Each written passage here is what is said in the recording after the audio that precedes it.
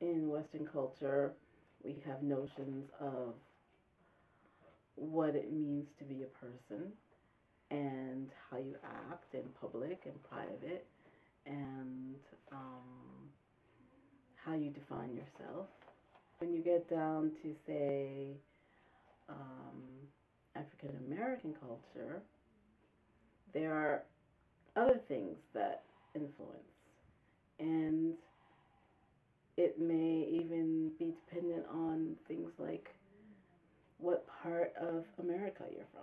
Like whether you're from the South or the North, or whether you grew up on the West Coast, East Coast. Um, I learned very young that um, as an African American, I had a responsibility and a duty to my race and to my family because of the struggles that African Americans have had since they were brought to this country.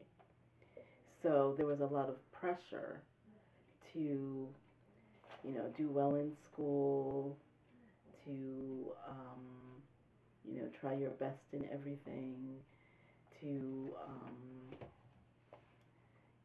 I learned really quickly that because of a lot of subtle racism and discrimination, that it wasn't good enough to just be good.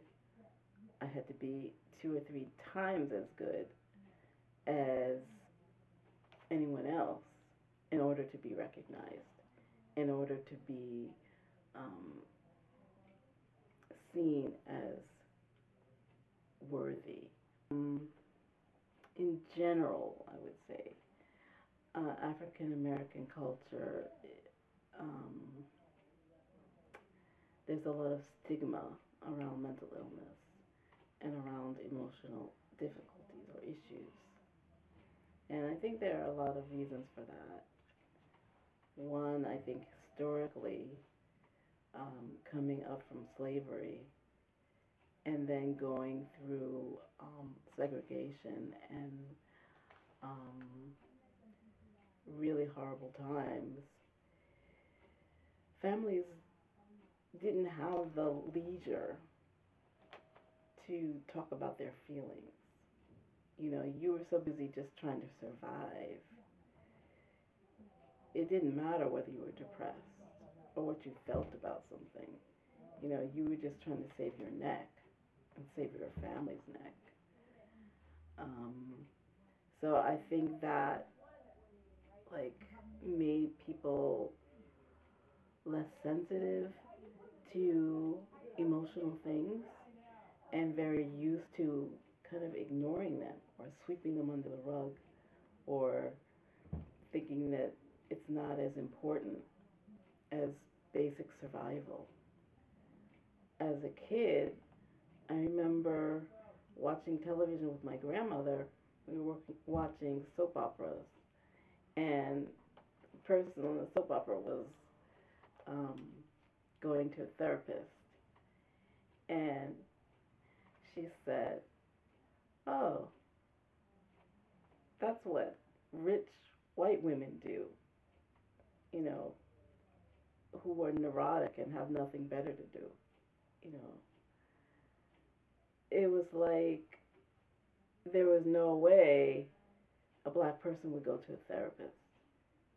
The very thought of going to a stranger and telling it your problems, telling family secrets or something personal, they look at you like you're crazy. You know, how dare you? Or why would you even think that? You know, talk to your mother, talk to your sister, talk to your cousin, talk to the, maybe talk to the minister. You know, that was kind of okay.